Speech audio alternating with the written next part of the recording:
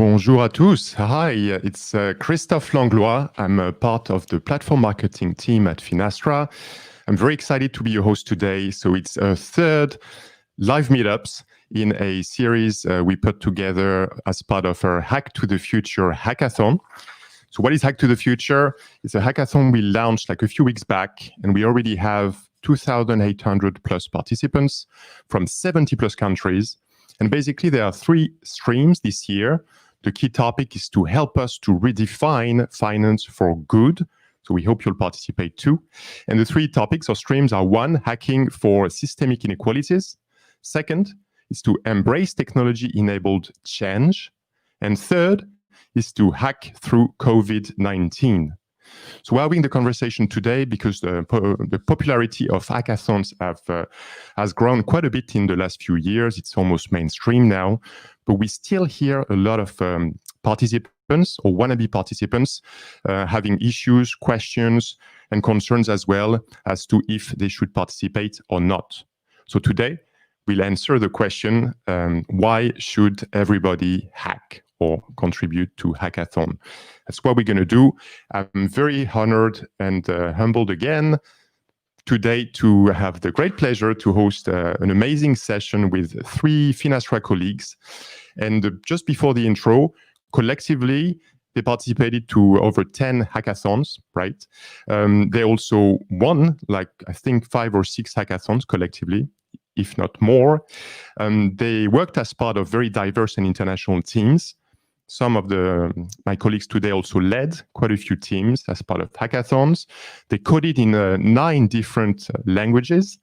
And we even have like one of our participants today who was part of a winning team and has, I believe, close to 0 coding skills. So maybe we're going to start there with the introduction. And we're going to start with Gabrielle. So could you please introduce yourself in a nutshell? Sure. Thanks, Christophe, for having me today. My name is Gabrielle Burke. I lead the sales organization for payments and corporate banking for our U.S. regional client base. Thank you, Gabrielle. Now we've got Bram, please.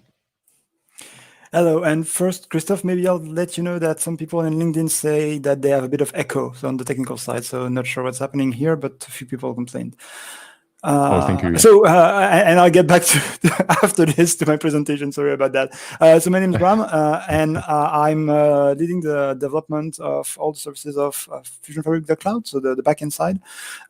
So basically, I'm making sure that we have new features coming in weekly on the platform and making sure everything is working smoothly, basically, on FusionFabric.cloud.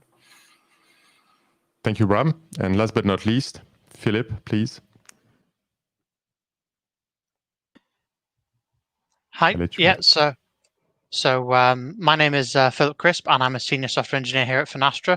I work on our electronic invoicing platform and some other financial messaging products as well.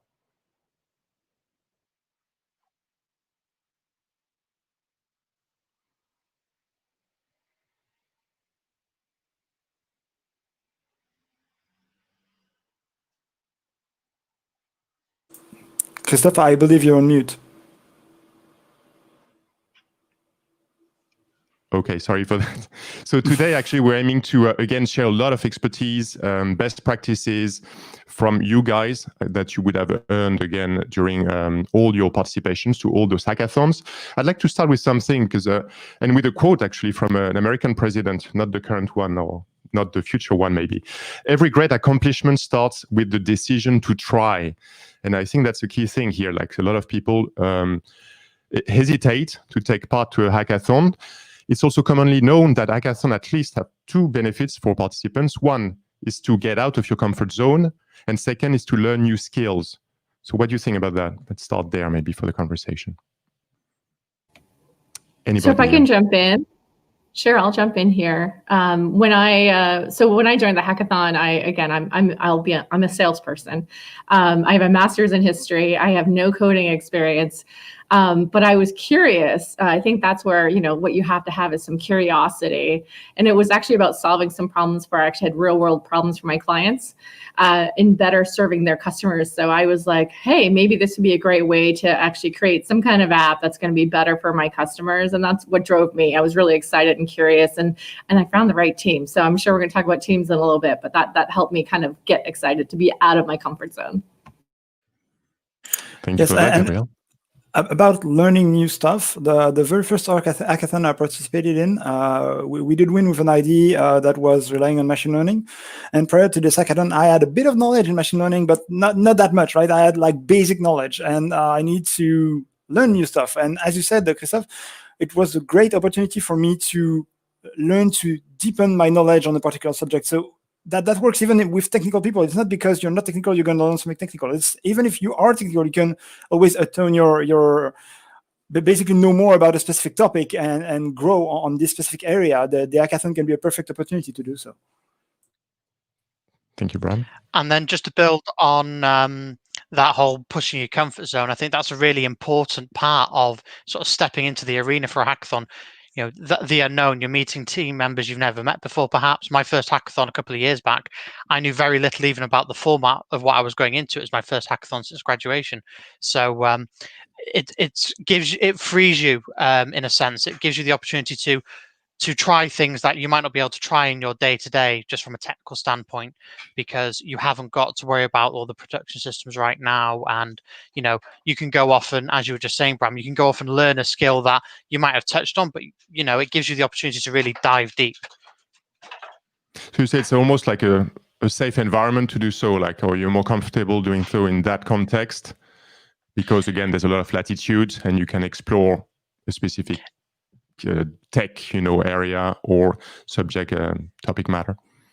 Exactly, yeah. And also it's a very unique culture in a hackathon compared to perhaps a day-to-day working in an office, because in a hackathon, everybody who's there, okay, from one sense, it might be a bit of a competition, but everyone there is interested in innovation, in solving some sort of technical problem, in, coming up with some new idea that's going to make a big difference. And everybody wants you to succeed, even though they want their team to come, first past the post, perhaps.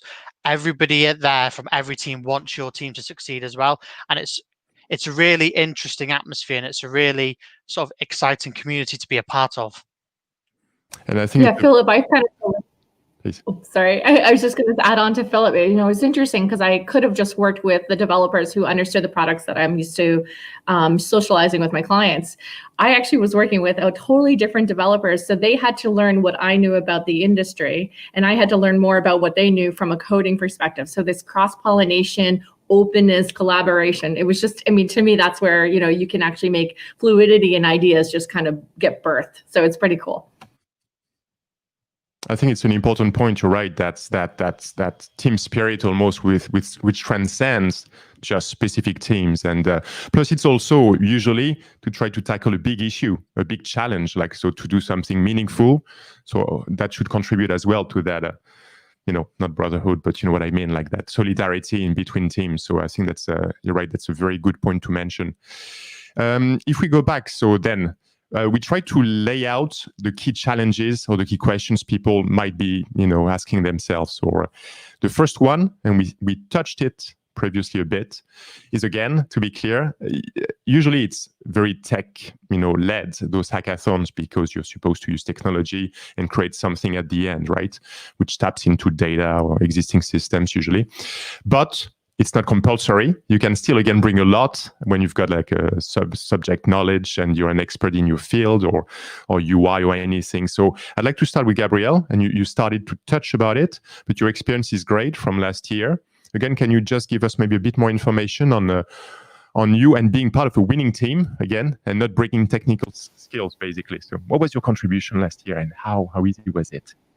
Sure, Christophe, thank you. I actually had a sales meeting in Texas, and I knew the hackathon was going on. So my meeting was over a couple of days. So I extended my trip, and I said that some people knew I was really interested in kind of participating in solving actually for that specific financial institution's issue that they were facing.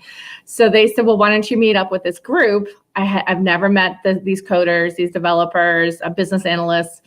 I'd never met them. And so I showed up to a building I'd never been in. I kind of introduced myself. Again, I'm in sales, so I'm kind of comfortable, putting myself out there. And again, I felt like I landed into a family.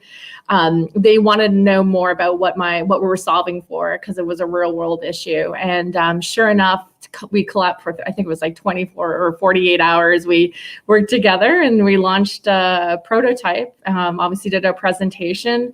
I have pretty good presentation skills, but even another coder actually ended up doing kind of the lead there. So in the end, we were able to work together. It was a fantastic experience. It was tiring, it was long days. They fed us, so that was good, and we had a lot of M&Ms and a lot of sweets. But we got through it, and it was really great. In the end, our bank that we were creating prototype was actually was there and saw what we created, and so they were very excited too. So that was, again, you really saw an idea go from an idea to an actual prototype, for then the customer to be really excited. So it was a great experience. And thank you for that. So Bram, and again, Gabrielle, it's great stuff, because a lot of people don't have the skills, technical, but still want to participate. And Bram and Philip, what's your experience working again with non-tech people and the value they bring again to your projects when you're building stuff at a hackathon? So, Philip, I'll start if you don't mind. Yeah, of course. I'd say that the latest experience I do have with the Vista Hackathon is a great example of that. Chuck from the CSR team at Finastra, so a non-technical person at all, came in with this brilliant idea. And to me, winning a hackathon, a big part of it is having the correct idea, right? You have technical people that will make it great and will make it work and will make it shiny for the design perspective and everything. But you need this core idea. And honestly, people in the business are well more placed to get great ideas because they know the business way more than technical people. So we need those people to give us the initial spark, the initial idea, and to go and guide us through it, guide us through the fruition of the project, to make sure that even if we're doing something technically great, it needs to still make sense.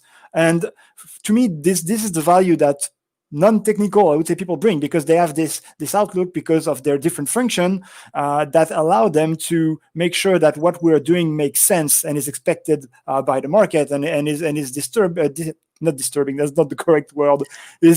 How do you say it in English? Christophe, help me here. Disrupting. Disrupting is the correct word. Disrupting the market enough. So yeah, I think this is the value that you can bring, even if you have zero coding skill or if you're not a technical person. Please help us, give us ideas. Technical people love to have ideas to implement. That's a very good point. Do you corroborate, Philip? I do completely. Like, just comparing the hackathons I've been involved in, hackathons where we've had individuals with a more diverse skill set, not just coders, those other colleagues are able to bring an awful lot to the table, because from my perspective as a software engineer, I'm, as Bram said, I'm not in the business as much as perhaps somebody who's going out in sales and, speaking to a customer and understands exactly what their problem is and what their pain points are. And that's something as an engineer you can build up over time. But having somebody with that expertise, support analysis, maybe QA engineers, people like that, getting these people with diverse skill sets involved is incredibly valuable, because those are skills you need every day in part of a team. And why should that not be the same in a hackathon? I mean, when you're doing your pitch, you need to imagine it like you're going up in Dragon's Den or The Apprentice, and you want to give off your idea in an attractive way to the judges. And that's the sort of thing that, as an engineer, you might just not have the information to bring about, but somebody from a business perspective in that domain, they're going to know exactly the sort of terminology, the areas to focus on from a market research point of view. And it really gives you the separation that you need, so you can all do a great job at the subject matter that you're the expert in. No, I think you very elegantly, the three of you articulated again that it very clearly, it's not just about tech, it's not just about developers. Anyone can come and bring their own views, perspective, and experiences in a meaningful way, especially when we talk large, very big, important topics. So thank you very much for that. If we go to the next, one of the next questions, again, it's a bit linked. It's not technical, but some people are still, even now in 2020, I guess in the tech world, it's a bit different, but a lot of people are still not very knowledgeable or used to use methodologies like design thinking or design sprint, right? Which again, for a developer are pretty now a second nature, if you wish. What's your view on that again, to convince people that, yeah, it sounds maybe daunting, but you can still grasp at least the basics quickly. And that's not like another challenge to overcome to participate. It's just something to embrace pretty quickly during the hackathon. Bram, maybe? Or? Yes. So my answer is going to be quite quick. A, you're going to be able to learn it on the spot because it's something that you can grasp quite quickly, as you said. B, it might not be the case for this hackathon, which is a long-running one, but for quick hackathons, sometimes methodologies, they go out the window quite quickly when you need to deliver. So honestly, depending on the type of hackathon you're participating in, for quick and short hackathons, it will help you, but not that much, because you'll figure out that by day 2 or day 3, the pressure of the release and being able to deliver something goes way above anything else or any type of methodology. So I wouldn't worry too much about your prior experience in terms of project management, because hackathon is also quite unique in its way. It's not traditional development cycles and everything. It has its own challenges and its own pace, basically. Okay, but that's a good point. We'll touch about it as well in virtual collaboration, because I think it's kind of linked as well. Maybe Gabrielle, would you like to share your experience on that, please? Yeah, definitely. It was easy to grasp and applicable, and once everyone was on the same page, I mean, it definitely flew out. There was definitely aspects of it that, again, you got to be flexible in your design, agile kind of within the process, but it was totally straightforward. Philip, would you like to add anything? Brief or not brief? Yeah, I mean, to build on what Gabrielle and Bram have said, a hackathon, it's a unique experience for you to sort of learn by doing, and you're learning in a very safe environment. Again, coming back to this, it's collaborative. Everybody wants you to do well. We're sharing ideas, and you'll be surprised how quickly you pick things like that up in that sort of environment, because you just get encouraged to learn. And it is the sort of thing, okay, towards the deadline, those methodologies might go out the window, but on your journey towards delivering that solution, you will pick things up like that really quickly in that sort of an environment, so you don't need to worry about it at all.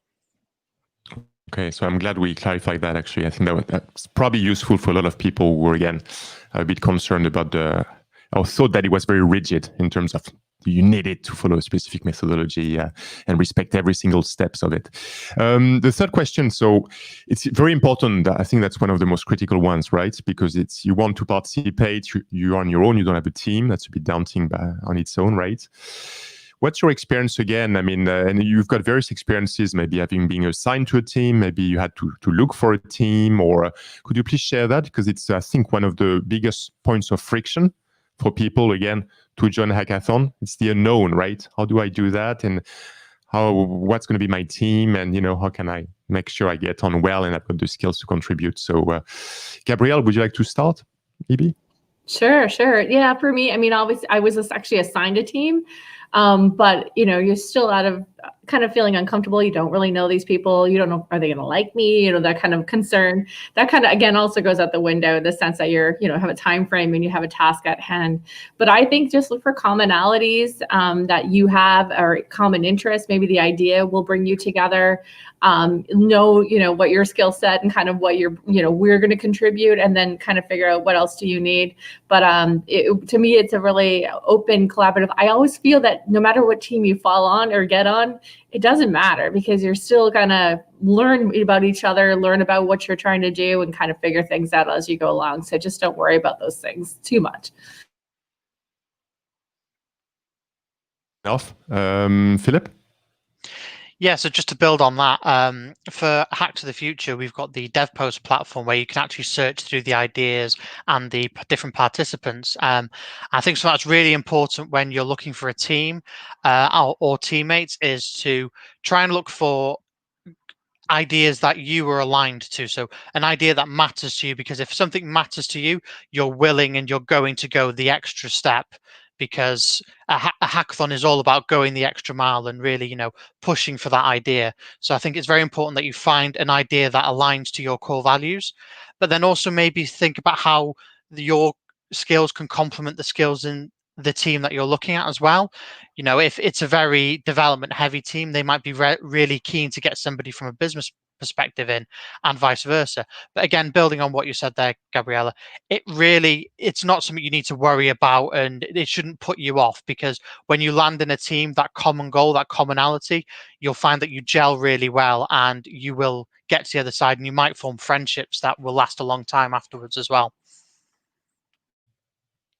Yeah, fair enough. Yeah. Yes, I would add to that, and especially to what Gabrielle was saying, that the fact that you might be a bit shy. It's like you're in a bar and you want to talk to a stranger, so it might be a bit intimidating, and I can totally get that. What I would recommend, if you're in that situation and you're a bit too shy to go ahead and straight up go to a team and talk to them, is engage one of your coworkers, one person that you're used to working with, and both of you go and provide skills to another team. This way, you're not alone going in there. You will always have like this wingman, this hackathon wingman, if you can call it like that, and this will help you, jump the gap, and you will not be alone asking for in another team to participate.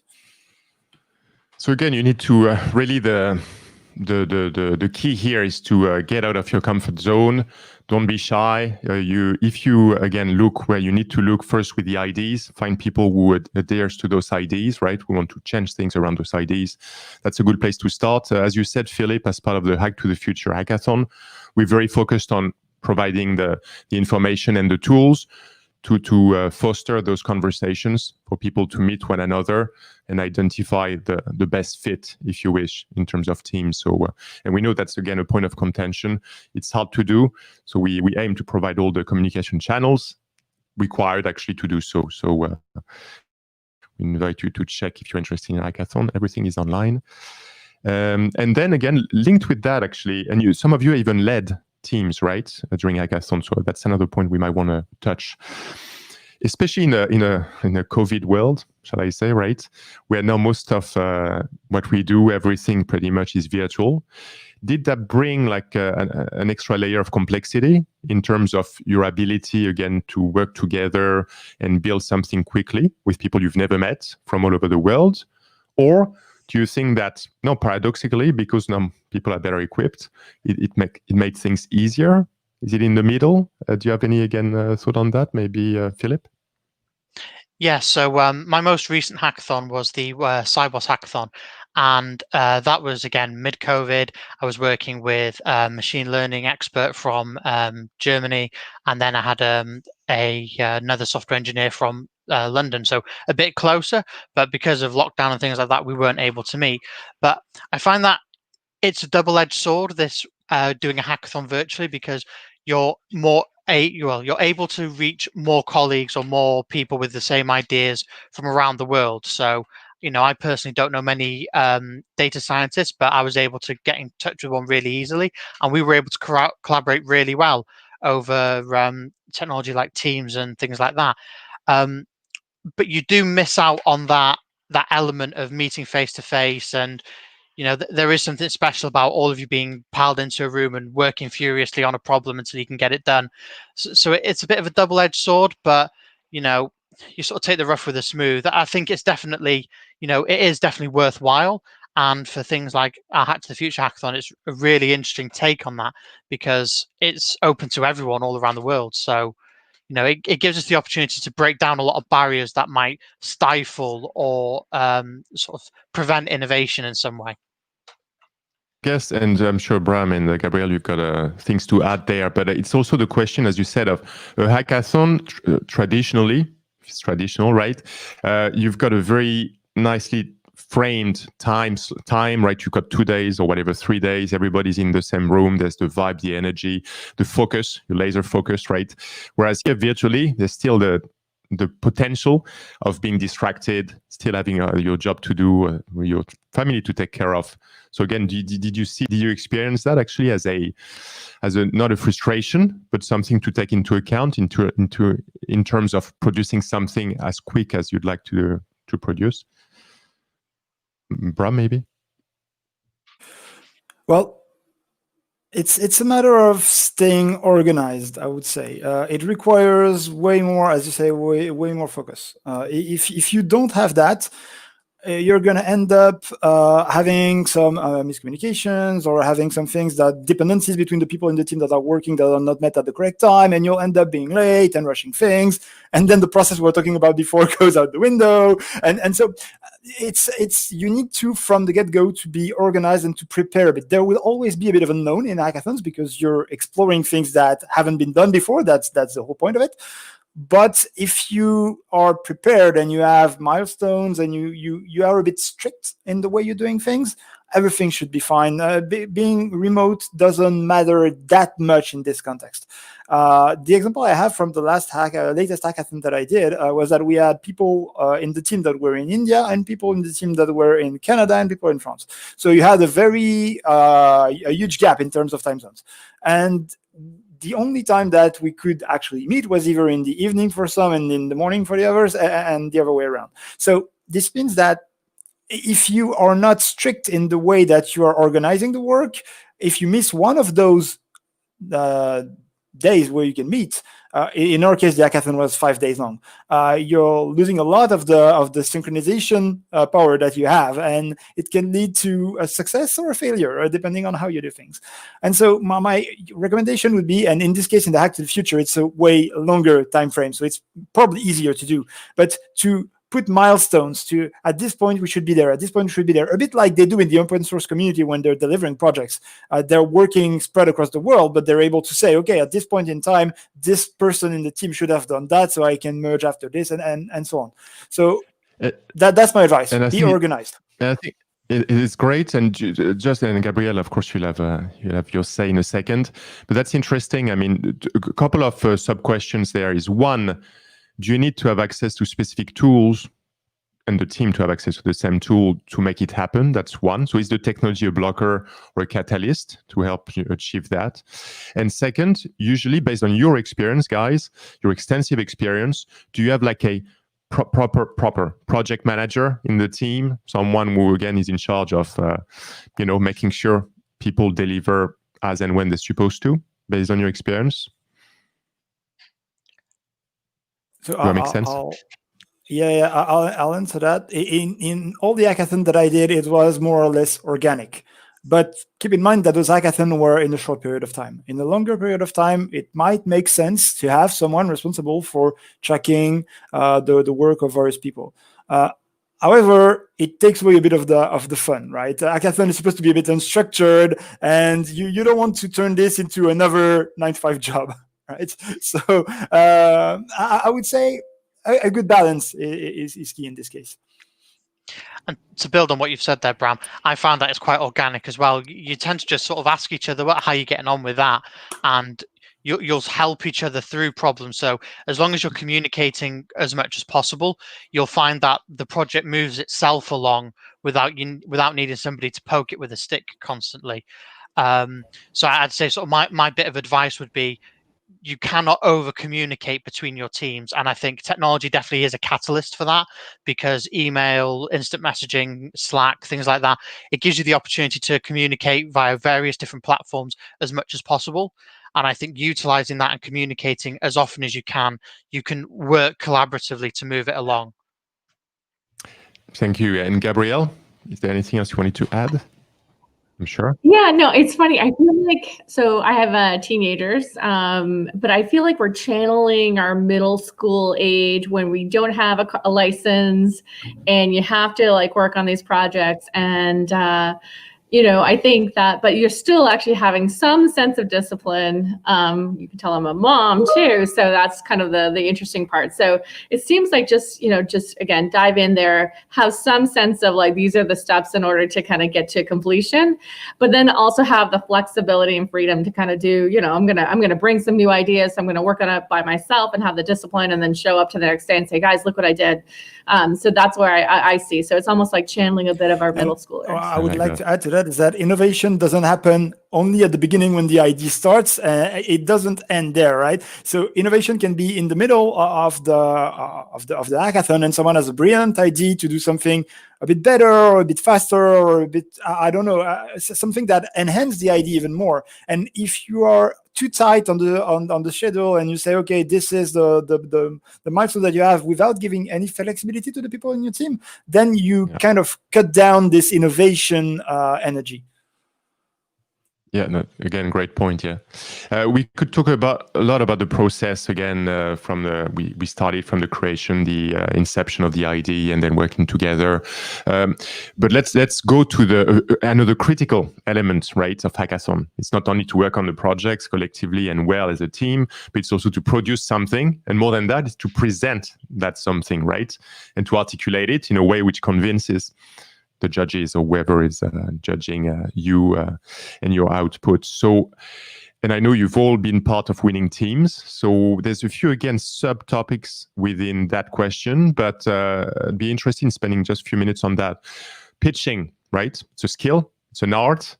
Can you hone your skills actually during the hackathon? I'm not sure, but could you please share your views on that? Is it a one-person job? Is it fully like crowdsourced within the whole team? Does it take a long time to come up with the best possible pitch? Those are the questions I think people are interested in. I think from what we experienced, in the end, actually, I had to fly out of Dallas when the actual pitch was happening. And again, I would have maybe have been the natural person to do the pitch, but we actually generated the pitch as we went along, and we kept kind of driving. What are the value? What are we trying to say that's going to be persuasive on each of kind of how we would present it. So the pitch is kind of, developed for us at least, as you develop the actual kind of prototype. And then at the same point, you're constantly editing what's persuasive here, what's going to be convincing, what's clear. But again, in the end, the pitch was delivered by the person who was the business analyst, and she did a fantastic job. So what I'm saying is everybody could, in the end, be the presenter, because you collaboratively, just like you are developing the prototype or the app. In the end, you collaboratively create that presentation as well. That worked for us, and that would kind of, that's kind of what I would say is the best practice. Okay, Bram, because you've got a few different experiences. I think sometime you stepped up, I believe, to do the pitch. So would you mind sharing some of those stories? So I have two bits of advice, actually. The first one is, the pitch is what the judges are going to see. They're not going to see you coding night and day, or sometimes in some occurrences, I've seen some going into the offices back in the day, but they won't see this. What they will see is the little 5 minutes time slot that you have and your demo. So it's very important to make sure that everything is perfect. I would say that preparing this should represent mostly, I would say, about 20% of the whole work of the hackathon. This is very, very important to focus on this. The second advice I do have, and this will get back to what you said, Christophe, is do not put people in boxes. It's not because you have someone in sales in the team that this is the one that should be presenting. Maybe there is someone that you're in international team and there is a developer that speaks better English, for instance, and your message comes across way better. So it's really do some trial and error in those 20% time frame. Maybe make one or two people in the team present and pick the best one, and be honest and be okay with it. If you need to tell someone in the team, okay, maybe you're in sales, but this person is better suited to present because his or her English is better, or he has more energy, or something like this, do not be afraid to do so. Pick the right presenter for your idea, because this is critical. And I'm sure, Philippe, you're going to say something, but just maybe what you're going to say. Do you experience, you, Philippe, and everybody else, like, is it like a competition? Everybody wants to pitch? Because I think that's an interesting question. They want to be on the podium, or you know what I mean, in front of the judges, or no, usually based on your experience, not many people want to be the voice of the team. Please, Philippe. So from my experience, you'll get sort of a balance depending on people's level of confidence, and like you say, how much have they honed that skill of pitching. if it's second nature to them, they might feel like, oh yeah, I'm happy to pitch for it. But you might find that there's somebody else who's, much more passionate about pitching. And then I think it's really important, as you were saying, Bram, not to put anybody into a particular box. Let them both try pitching it to see who delivers it the best, and maybe have the rest of your team there as the judges. Who would you invest in? Because again, at the end of the day, it is the pitch that they're going to see, they being the judges, of course. So you need to make sure that the delivery of that is perfect. Practice it as much as you can. Planning and preparation prevents a poor performance. It's something my dad used to say to me all the time growing up, and it really is true. You need to build that presentation and build that pitch as you're going along, and crowdsource the ideas and the knowledge, because you're not going to know everything about the product necessarily, especially not everything about it as it's being developed.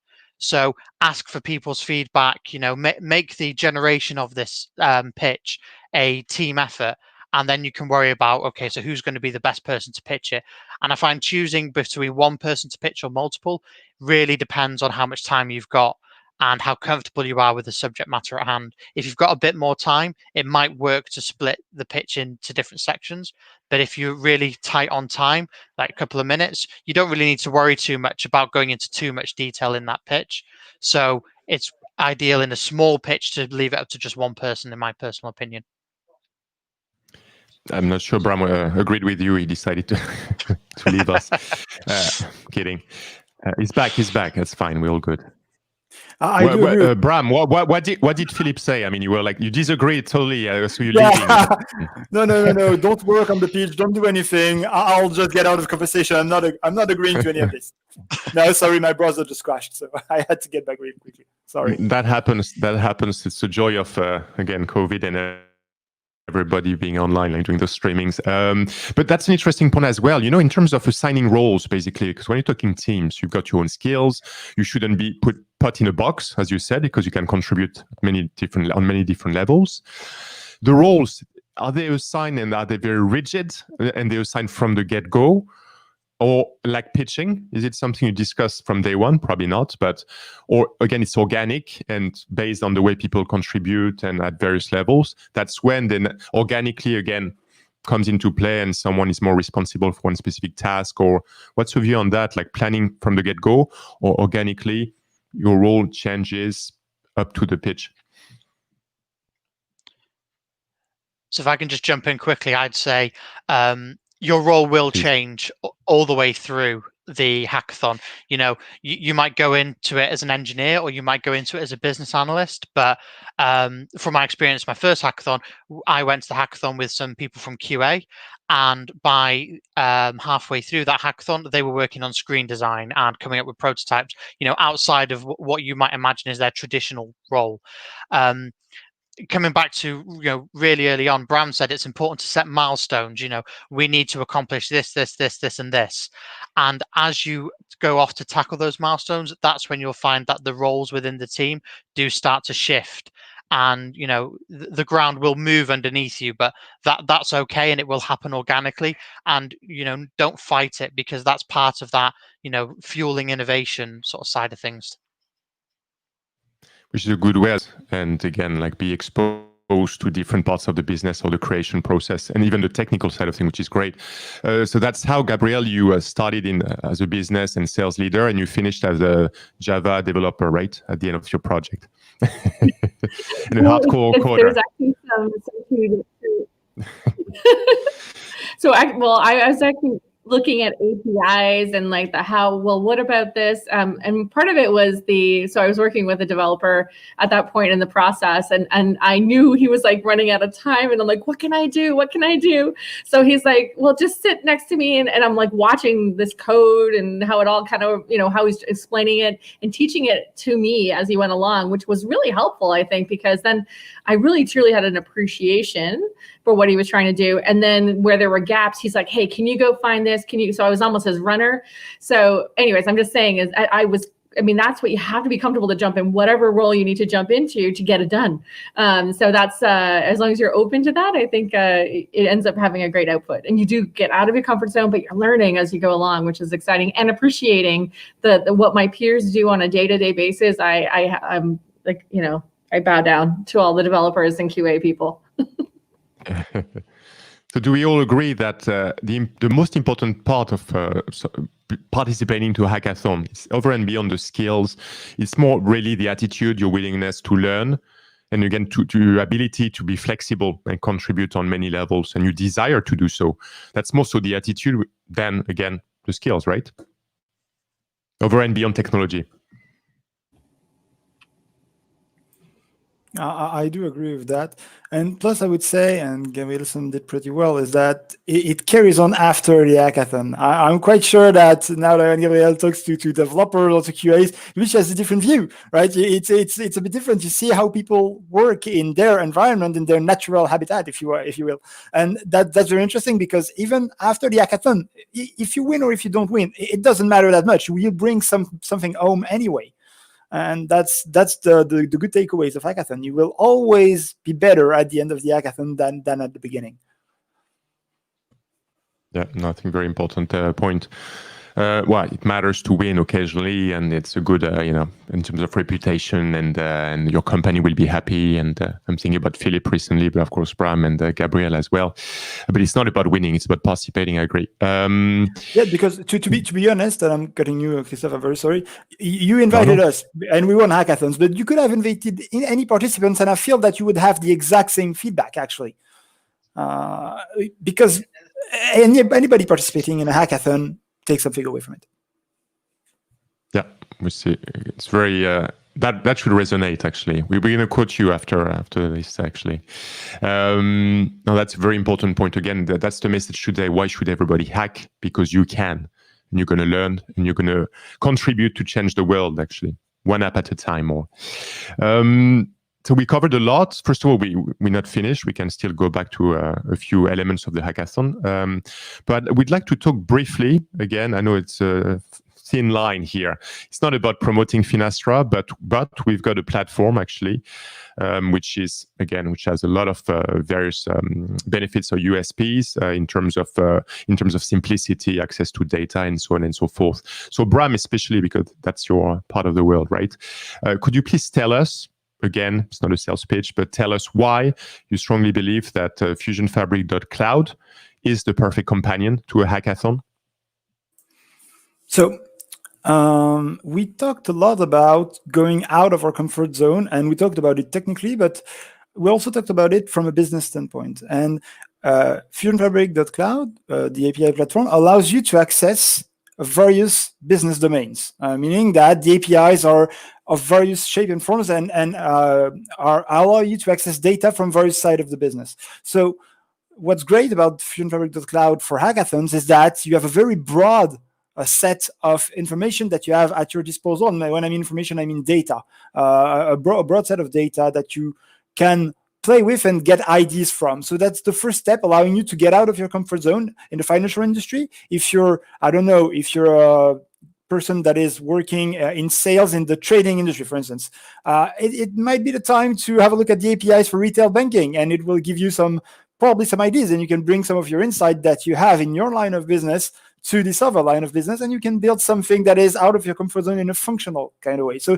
this like pollination, as you were saying, cross-pollination of business domains is a great thing in FusionFabric.cloud. The other thing that is great is that anyone can have a look at it, because there's a big website with a lot of explanation, a lot of description, all the APIs have business cases associated to them and everything. So if you go there, you will have enough information to spark ideas.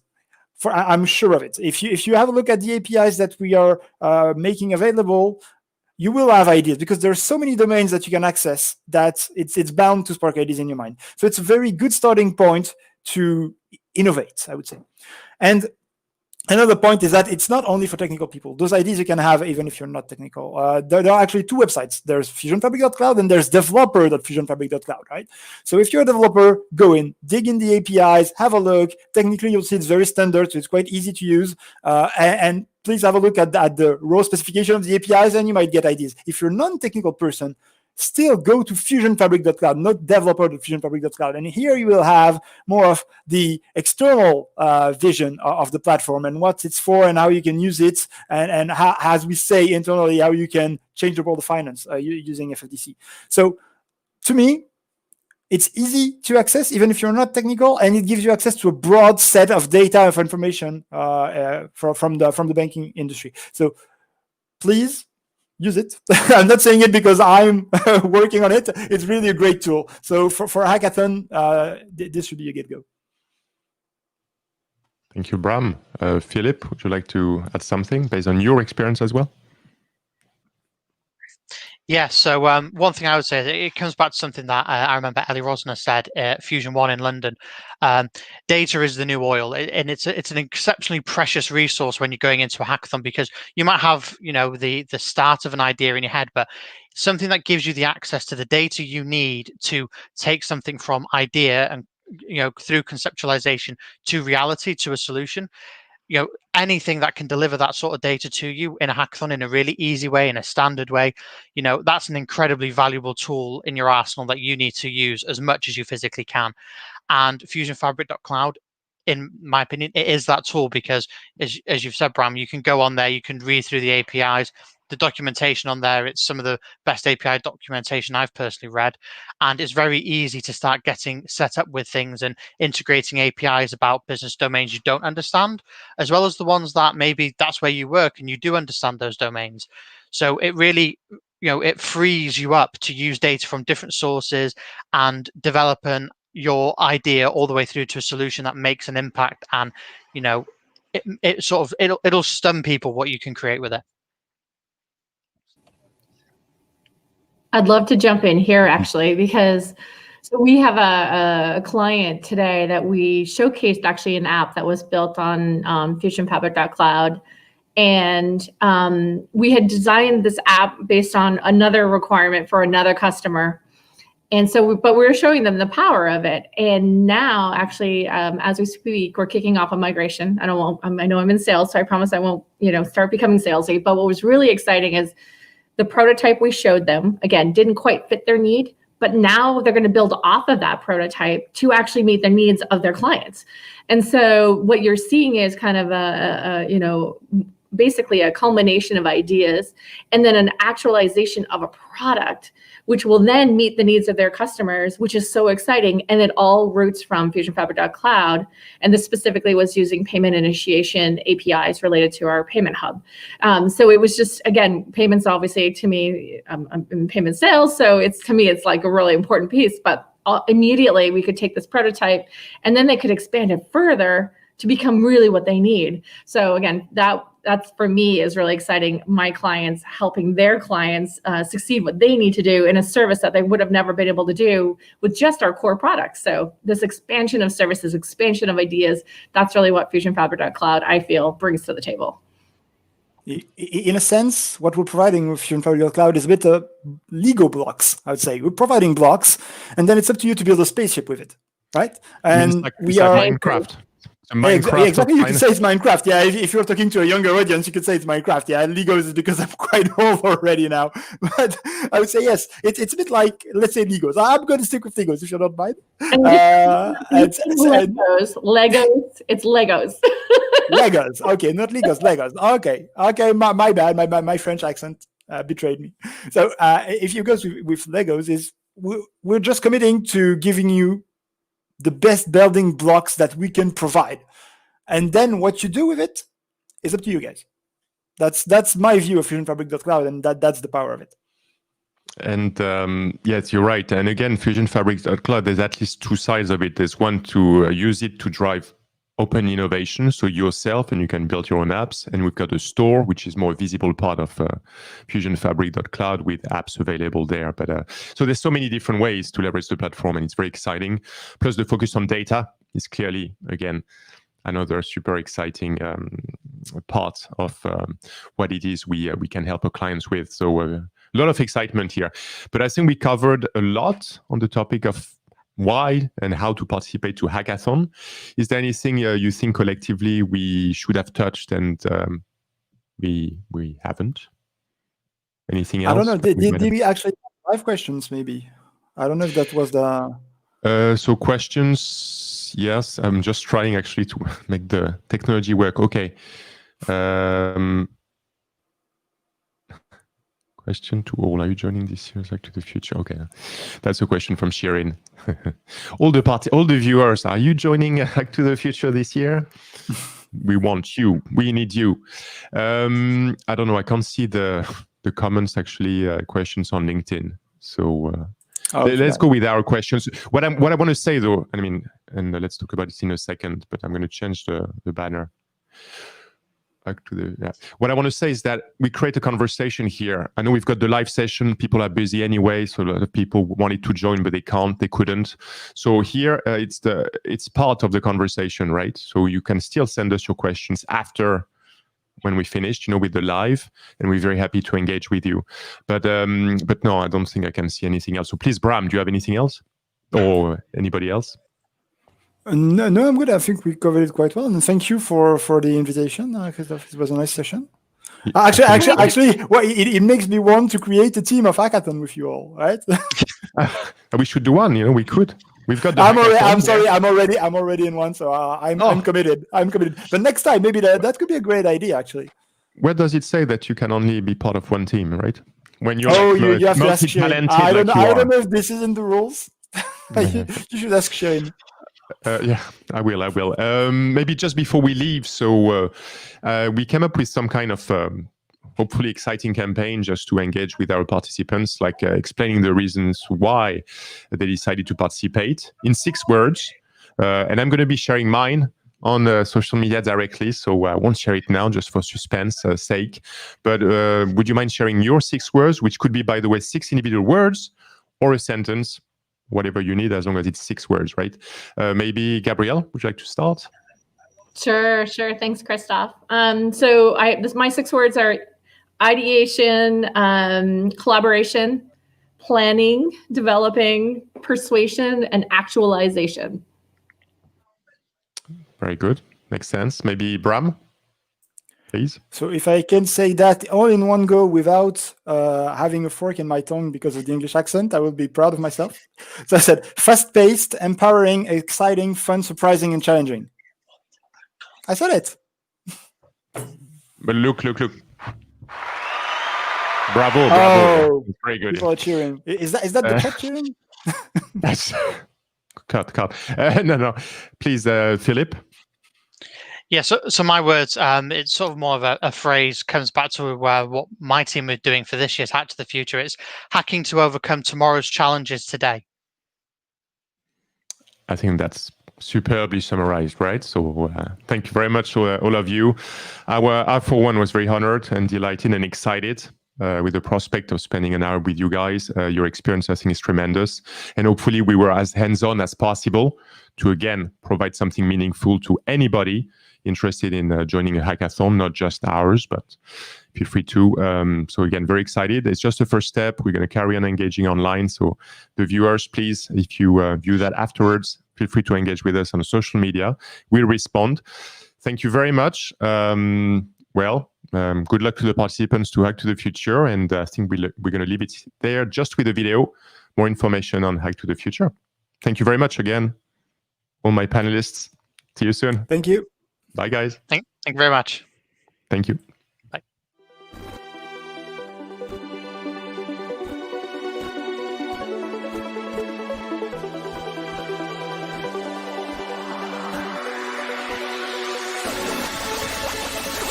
Last year's Hack to the Future brought together 1,080 hackers from 38 countries. 235 ideas were submitted and 122 published. Over 50,000 in prizes were awarded to the winners. It was incredible. Bright, motivated hackers from around the globe collaborated to build inspiring innovations in the world of financial services, from corporate and retail banking to payments and capital markets. ideas and new solutions were born. Now, we invite you to Finastra's 2020 Hack to the Future, hacking systemic inequality, embracing technology-enabled change, hacking through COVID-19. So, are you ready? Our challenge themes support inclusion and diversity. Help us amplify the voices of the unheard. Give the unprivileged the same access to tools and opportunities necessary to succeed in this life. Integrate physical and digital experiences. Find new growth streams and embed fintech across industries. Accelerate open innovation with a global developer community, hacking around the clock, around the globe. We'll host virtual learning and network events and an online community where you can ask questions, share ideas, and get support. Enter for your chance to win prizes like internship opportunities with Finastra, waived fees for apps ready for our open innovation platform on FusionFabric.cloud, and other incredible prizes from our partners. Go to fintech.devpost.com for full details and to get started. See you there.